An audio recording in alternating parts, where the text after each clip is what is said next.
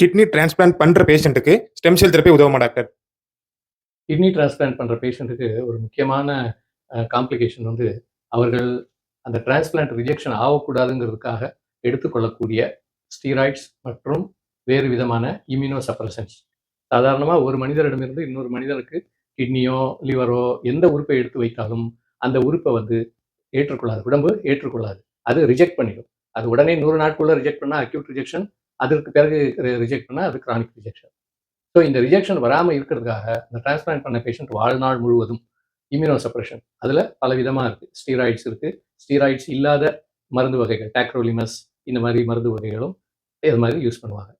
இப்போது அதனால தான் பல காம்ப்ளிகேஷன்ஸ் வருது. கிட்னி டிரான்ஸ்பிளான்ட் 10 வருஷம் 15 வருஷம் கூட இருக்கும். ஆனால் இந்த இம்யூனோ சப்ரஷன்ஸ் எடுத்துக்கொள்வதனால அந்த பேஷண்ட்ஸுக்கு பல வகையான இன்ஃபெக்ஷன்ஸ் வர்றதுக்கு வாய்ப்பு உண்டு, சில வகையான கேன்சர்ஸ் வர்றதுக்குமான வாய்ப்பு உண்டு. அப்போது இந்த காம்ப்ளிகேஷன்ஸை தடுப்பதற்காக ஸ்டெம் செல் தெரப்பி ஆல்ரெடி உபயோகப்படுத்தியிருக்காங்க. இப்போ சமீபமாக University of California Los Angeles அங்கே வந்து இந்த மாதிரி டிரான்ஸ்பிளான்ட் பண்ணும்பொழுதே யார்கிட்ட இருந்து கிட்னி எடுக்கிறாங்களோ அந்த பேஷண்ட்டுக்கிட்ட இருந்தே அந்த பேஷண்ட்டுடைய அந்த டோனர்னுடைய ஸ்டெம் செல்ஸ் எடுத்து வச்சுக்கிறாங்க. எடுத்து வச்சுட்டு கிட்னியை டிரான்ஸ்பிளான்ட் பண்ணுறதுக்கு முன்னாடி அந்த ஸ்டெம் செல்ஸை அந்த டோனர் ரிசிபியண்ட்டுக்கு கொடுக்குறாங்க. அப்போ கொடுக்கும்போது என்ன ஆகுதுன்னா, இந்த ரிசிபியண்ட்டுக்கிட்ட அந்த டோனருடைய கிட்னியும் இருக்குது, டோனருடைய ஸ்டெம் செல்ஸும் இருக்குது. இந்த டோனருடைய ஸ்டெம் செல்ஸ் வந்து கிட்னியை ரிஜெக்ட் பண்ணாமல் தடுப்பதற்கு நிறைய வாய்ப்புகள் இருக்குது. இதைத்தான் அவர்கள் வந்து ஆராய்ச்சி மூலமாக ப்ரூவ் பண்ணியிருக்காங்க. இப்போ அவங்க என்ன பண்ணுறாங்க, கிட்னி டிரான்ஸ்பிளான்ட் பண்ணுற பேஷண்ட்டுக்கு அந்த டோனர்கிட்ட இருந்து கிட்னியையும் அவனுடைய ஸ்டெம் செல்ஸையும் எடுத்து டிரான்ஸ்பிளான்ட் பண்ணி இந்த ரிஜெக்ஷனை தடுக்க முடியுங்கிறத அவங்க ப்ரூவ் பண்ணியிருக்காங்க.